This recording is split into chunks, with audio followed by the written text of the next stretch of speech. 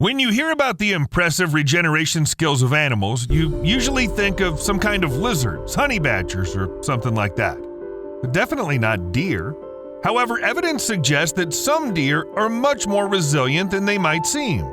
A hunter in North Carolina shot a white-tailed deer, which seems like quite a common story.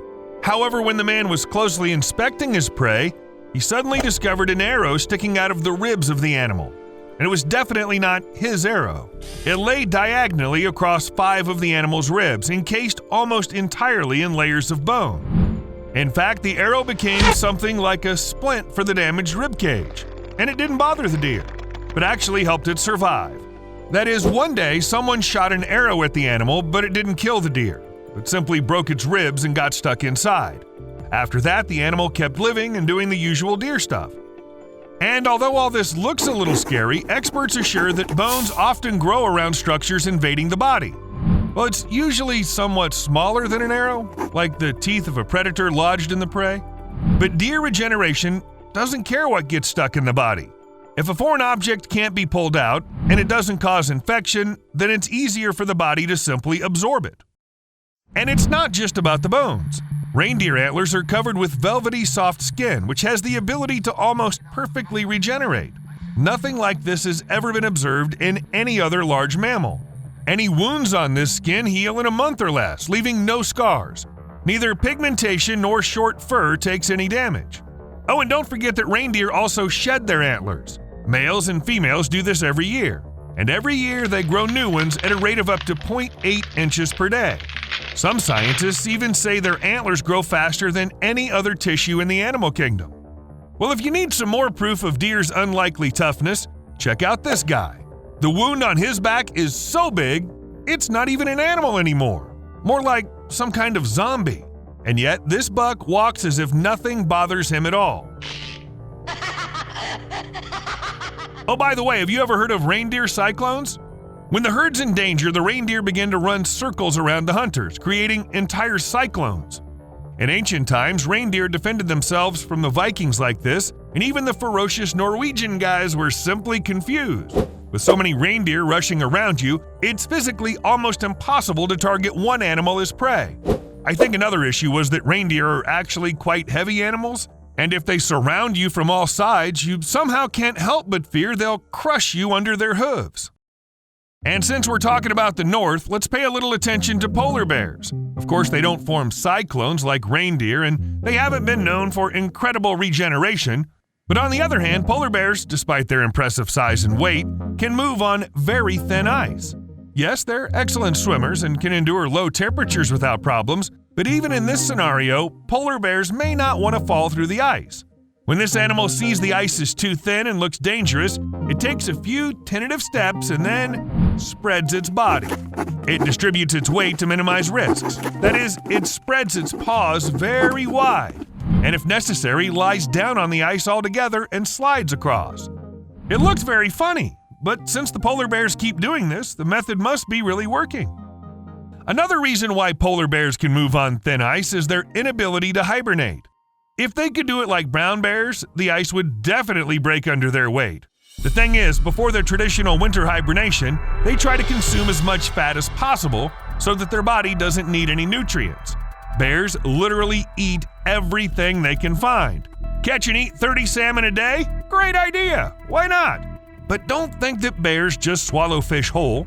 They eat selectively, consuming only the skin, brain, and eggs of fish, because if you eat the fattiest parts of the prey, you get the maximum calories for the minimum energy expenditure. And bears need a lot of calories. While preparing for hibernation, they consume about 30,000 calories per day, and in some cases, this figure can reach 60,000. The webcams in the Katmai National Park in Alaska once captured a bear so fat it was literally round and could hardly move along the riverbank. Biologists named it 747, apparently after Boeing, and said that it sometimes looks more like a hippo than a bear. But what's interesting is that any other animal that fat would be doomed in the wild. But 747 is the dominant male, a bear you can't really argue with.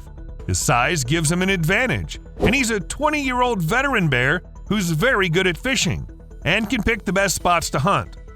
In general, this is why the 747 was able to grow so big. It's hard to challenge someone who looks like a hairy hippo. Most bears simply give up their spots when they see him. Now tell me, have you ever heard stories about sailors who saw beluga whales and mistook them for mermaids? This is where the legend supposedly came from. And then Disney decided to remake their animated movie, which caused a lot of controversy. But now, of course, we aren't talking about a remake, but about beluga whales. It always seemed weird to me. I mean, how can you mistake a toothed whale for a mermaid? Turns out that you can if you see a beluga whale from this angle. No, these are not legs smartly hidden under the skin. These symmetrical bone-like protrusions have nothing to do with limbs at all. It's a blubber, the extra fat insulation that this mammal needs to swim in cold water. The blubber can reach 40% of a beluga whale's body weight. And don't forget about songs, because beluga whales are considered the most vociferous of their kin. Perhaps travelers were once so impressed by the songs and appearance of these whales, they simply invented beautiful sea maidens. Actually, beluga whales can pass as not only mermaids, but also underwater bodybuilders. Photographer David Marin managed to take pictures of a male beluga whale who was showing off in front of females, showing them his six-pack. Well, or something like that, but the muscles are still impressive. If the sailors of the past saw such beluga whales, instead of stories about mermaids, we'd have stories about underwater Hercules or Arnold Schwarzenegger. No kidding. What about that guy?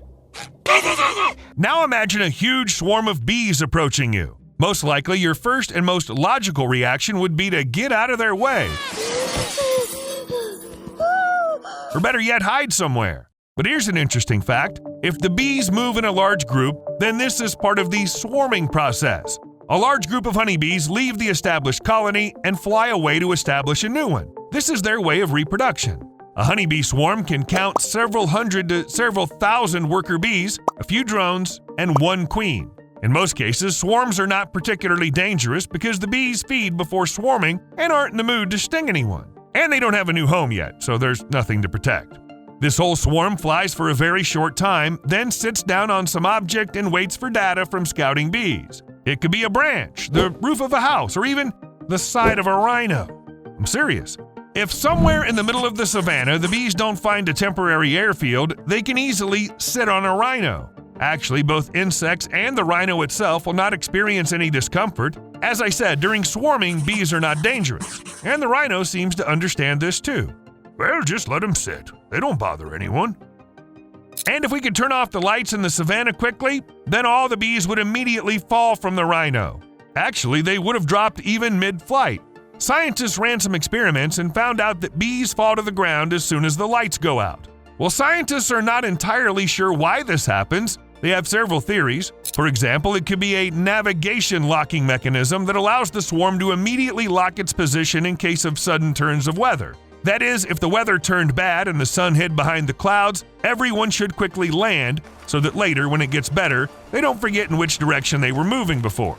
If you keep flying in bad weather, there's too great a risk that you'll simply be blown away by the wind in an unknown direction and die. Not something to look forward to. Another reason for falling to the ground is that bees use the position of the sun for navigation. As soon as the sun, or its electrical counterpart, ceases to shine, the bees immediately stop moving because they don't really understand where they actually need to fly. Or it might be just the so-called prey response. As soon as the shadow of a large predator appears above the bees, they fall to the ground where they're less likely to be spotted. In short, whatever the reason, this all is very exciting. While scientists are investigating the reasons why bees fall in the dark, Google hires camels. In 2014, the company hired a camel named Rafia to take pictures for Google Street View in the desert, or rather in the Liwa Oasis, the largest on the Arabian Peninsula. An area 62 miles wide couldn't be accessed by ordinary cars, but the camel easily handled such a route. In fact, this camel was the first animal to have a tracking camera from Google, though it hardly appreciated its role in history. And neither did Charlie the hamster, who drove a truck. Yes, the hamster was behind the wheel. He appeared in a commercial created by the Swedish advertising agency Forsman & Bodenfors for Volvo trucks. The company just launched a new technology that made even a heavily loaded truck light and maneuverable. So maneuverable that a 6-ounce hamster could actually drive that truck through narrow, uneven tracks in a quarry. Charlie was assisted by an experienced stunt driver, He helped with the accelerator and brakes. People argue if a hamster could actually drive a truck or if it's just a marketing gimmick. But hey, it looks cool anyway.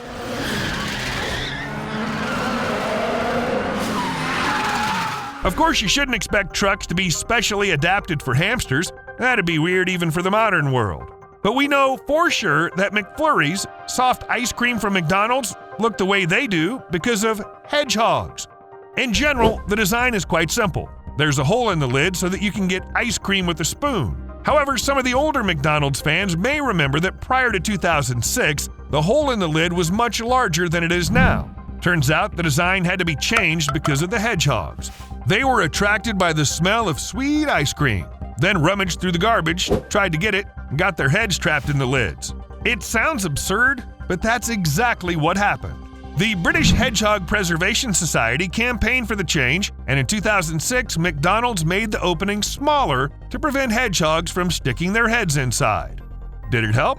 Well, in general, it probably did, but the issue hasn't been completely fixed. People keep throwing garbage everywhere, ice cream still smells delicious, and hedgehogs are still determined to get it.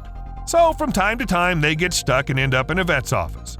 In short, the most reliable way is to correctly dispose of the ice cream packaging so that it definitely doesn't become a silly-looking collar for the poor, hungry hedgehog. See you later.